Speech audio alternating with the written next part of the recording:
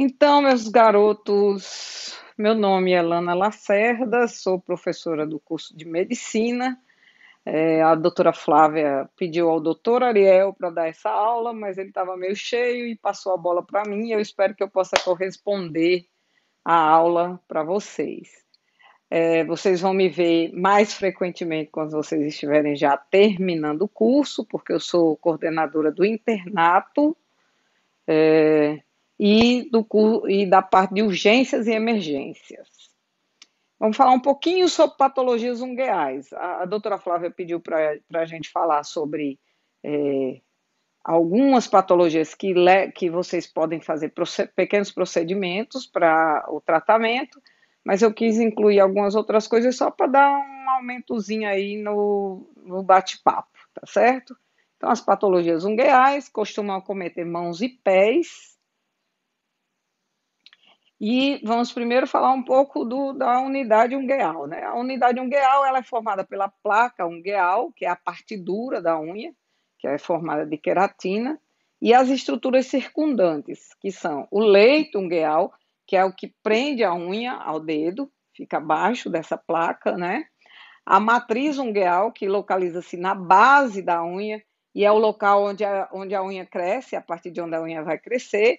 A cutícula, que ela prende a parte superior dessa placa, né? A pele atrás dela. E a lúnula, que é essa meia-luazinha aqui que a gente observa, que fica na base da unha.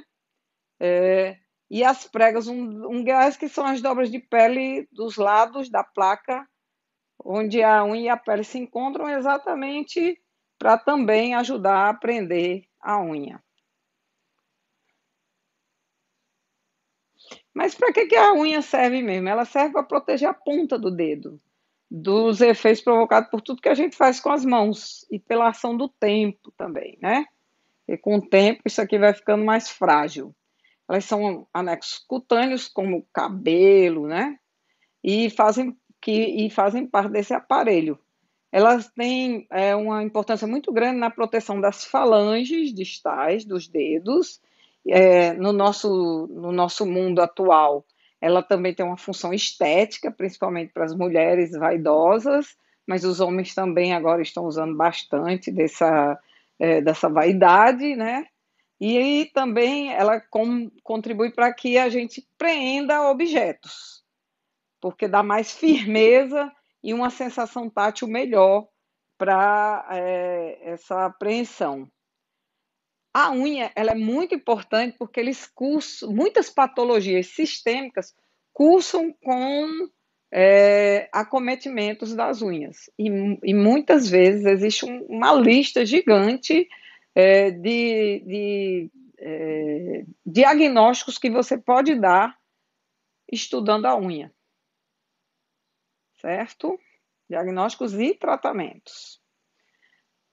As patologias que a gente vai ver aqui rapidamente são as onicomicoses, a paroníquia, a onicocriptose e nas outras patologias o hematoma subungueal. O que são onicomicoses? São infecções causadas por fungos que parasitam as unhas e modificam totalmente a sua estrutura. Eles podem ser dermatófitos, que são os mais comuns, os não dermatófitos ou leveduriformes.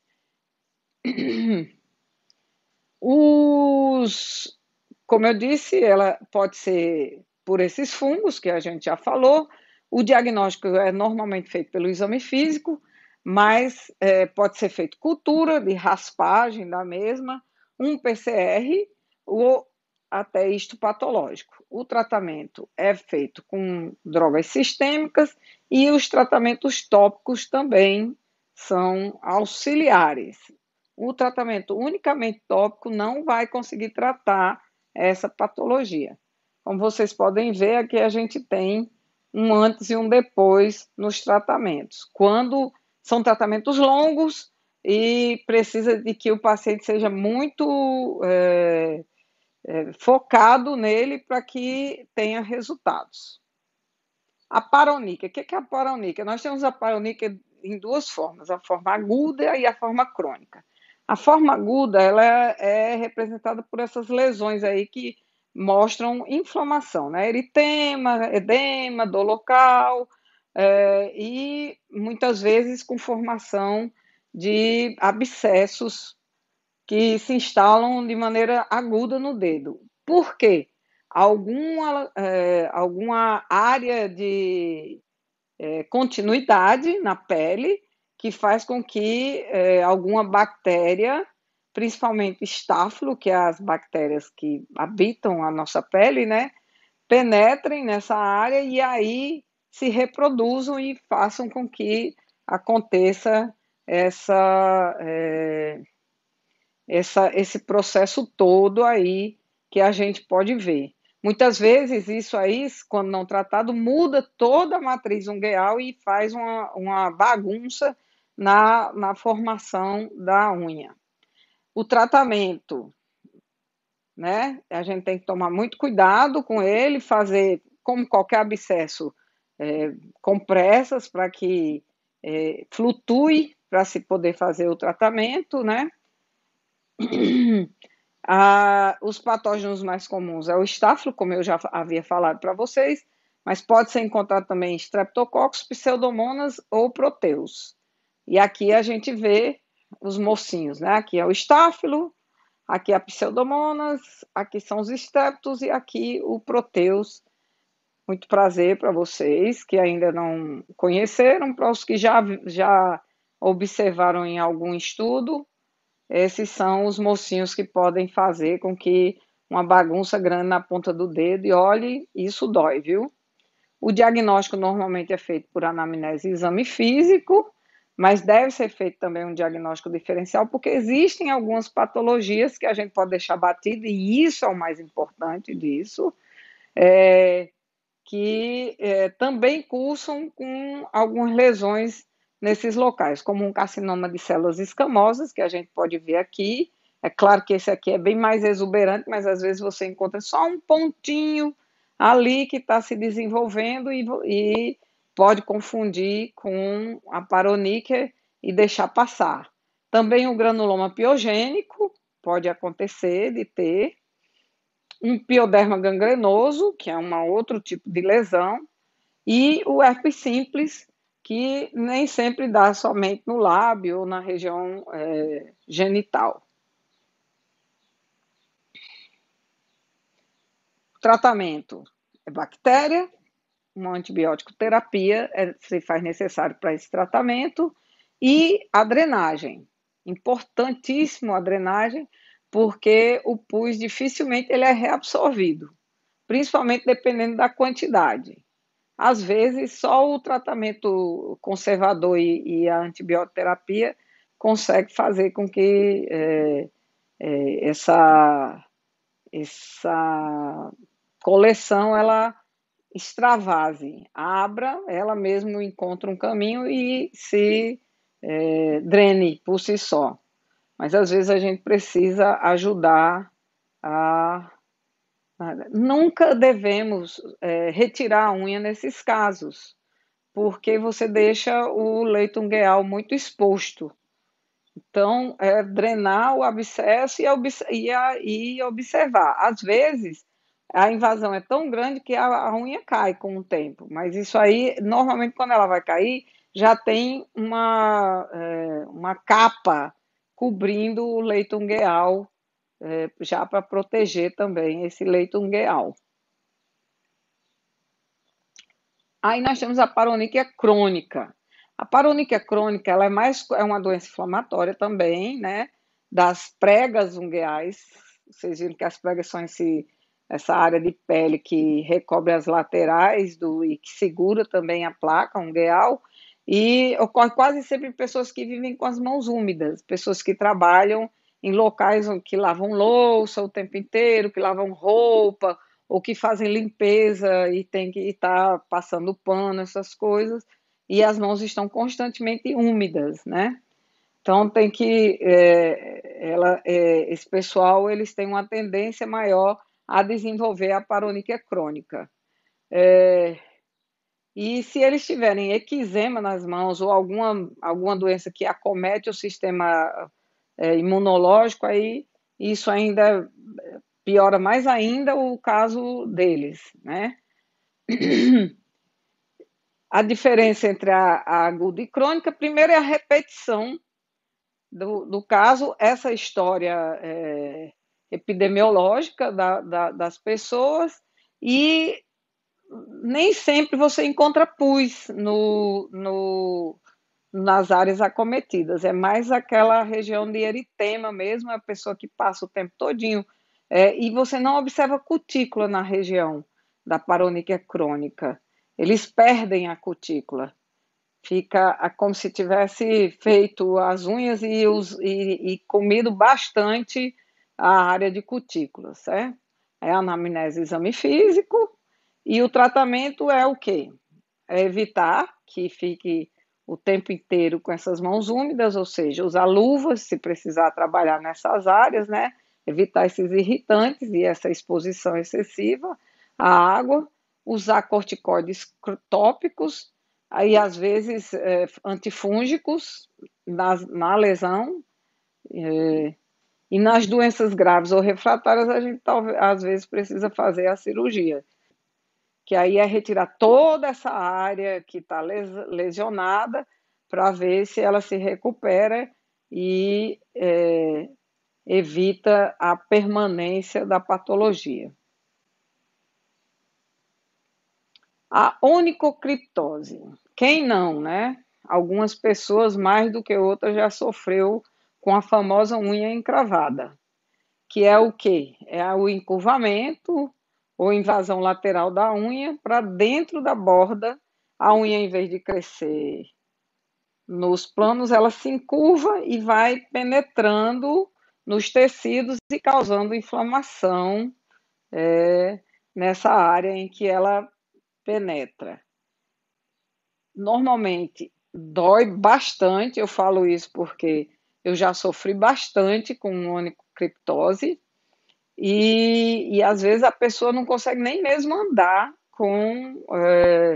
E ela cursa muitas vezes, não só com a inflamação que o próprio encurvamento da unha leva e faz com que aconteça, mas também com bactérias, porque começa a haver solução de continuidade, e aí nós vamos ter as famosas paroníquias trabalhando junto com essa outra patologia.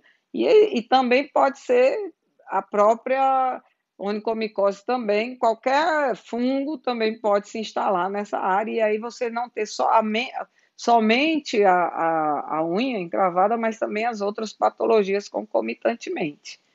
E aí, o que se precisa fazer para que isso aí a gente começa a pensar, por que motivo, né, acontece tanto, pode acontecer a onicocriptose? Hoje em dia, principalmente as mulheres, usam aqueles calçados de pontinha, né? Lindo, maravilhoso, deixa a pessoa elegantérrima, mas o pé entra pelo cano numa brincadeirinha dessa.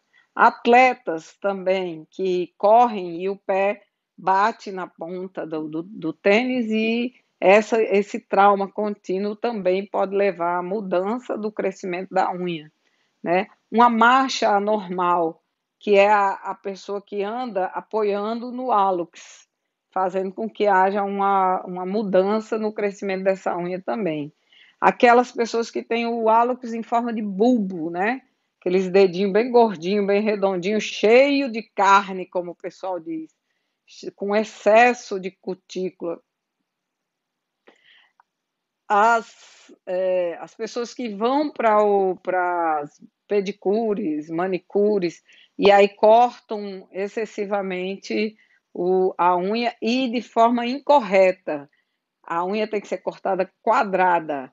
Quando você curva o corte da unha, faz uma curva no corte da unha, você leva ela que ela cresça de uma forma irregular, e aí ela penetre, principalmente essas pessoas que já têm uma tendência para que essa unha já cresça de forma curvada, né?